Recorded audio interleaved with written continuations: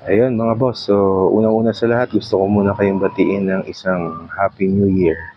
At sana po ay maging maganda ang New Year na to para sa ating lahat. So ang i-discuss ko po ngayon ay tungkol po dun sa implementation ng gun ban na pinaaga po ng PNP kasi usually po ito ay ginagawa po to ng COMELEC. Sinasabay nila to dun sa kanilang uh, campaign period. The 2025 election ban on firearms and deadly weapons. The COMELEC on elections has established comprehensive framework to regulate the bearing, carrying, and transporting of firearms and other deadly weapons during election period. So ito po yung time na masususpend yung ating permit to carry na ini-issue po ng PNP at kailangan po nating mag-apply ng exemption sa COMELEC through online. COMELEC Resolution Number 11067 entitled Consolidated Resolution on the Rules and Regulation on the Prohibition on Bearing, Carrying, Transporting of Firearms and Other Weapons outlines the regulation that must be adhered during election period defined therein, which defined as from January 12, 2025 to January 11, 2025. So yan po yung implementation ng COMELEC ng gun ban na ang mag-implement po ay ang PNP. So bago po ang lahat, gusto ko lang po magpasalamat sa pinagkuhaan po natin ng details na to sa Nicolas and De Vera Law Offices. Key provisions of the resolution: prohibition on firearms and deadly weapons. General prohibition, Section 261 of the Omnibus Election Code prohibits any person from carrying firearms outside their residence or place of business by the Commission. So bawal po sa mga public places. Sections 32 and 33 Republic Act 7166 further prohibit the bearing of carrying and transporting firearms of deadly weapons in places including buildings, streets, parks, and vehicles unless authorized by the Commission.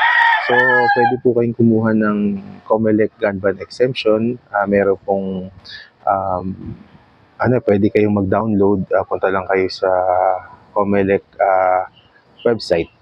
So, syempre, ang authorized personnel dito, yung mga law enforcement agencies, regular members of officers of the Philippine National Police, the Armed Forces of the Philippines, and the law enforcement agencies who are duly deputized by the Commission. So dito po tayo sa exemptions. Government official exempted from gun ban.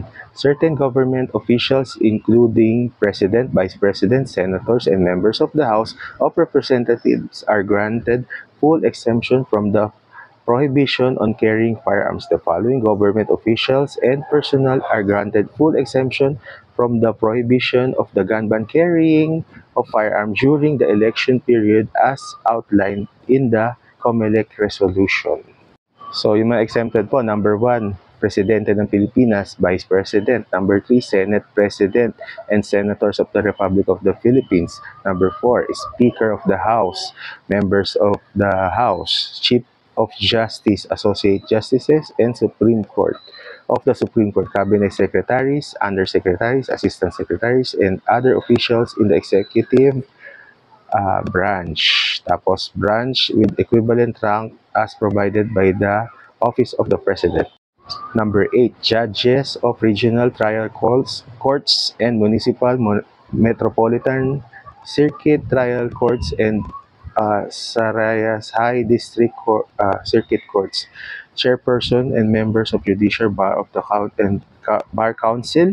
Chairperson, commissioners, executive director, deputy executive directors, lawyers employed by holding office in the main office of the Commission on Election, chief of staff of the officers of the chairman and commissioners.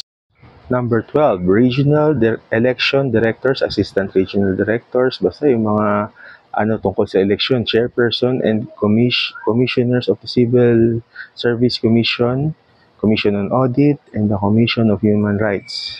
This exemption is detailed in the Section 14 of the COMELEC Resolution 11067. So ito daw po yung mga private individuals na exempted sa ban ng under certain circumstances ng COMELEC: cashiers, disbursing officers na nagkikerry ng mga malalaking amount ng pera, persons carrying large sums of money or valuations, individuals who by nature, office duties, basta yung mga nagkikerry ng maraming pera. Yun lang daw po yung exempted. Plus yung mag-a-apply nga po ng gun ban exemption sa COMELEC na ginagawa po online. Sa akin lang po dito bakit lagi na lang po yung legal yung pinipilit nila kontrolin? Alam naman po natin na yung mga kumukuha ng mga LTAP holders, mga may lisensya, siguro maliit. Although merong hindi po natin nila lahat, may mga may gumagawa ng problema. Pero usually, yung mga election-related o yung mga crimes na hindi lang para sa election, ang mga gumagawa po nito yung nasa loose firearms. So sana po, paigtingin din natin yung para sa mga loose firearms. Hindi na lang po lagi yung para sa mga legal na responsible gun owners. Hindi ko naman po sinasabi na ang pagkakaroon po kasi ng license ay isang privilege lamang po. Pero wag naman po masyadong parati na lang po kaming nahihigpitan.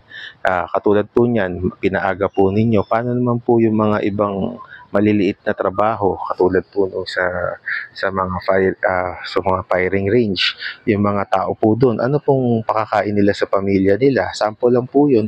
Tapos binanggit din po yung mga nag-e-export po ng mga o nag-e-export o nag-i-import ng mga explosive or mga sangkap para sa explosive, para sa mga paggawa ng mga kung ano-ano. Lahat po yun apektado. Marami po naapektuhan dito.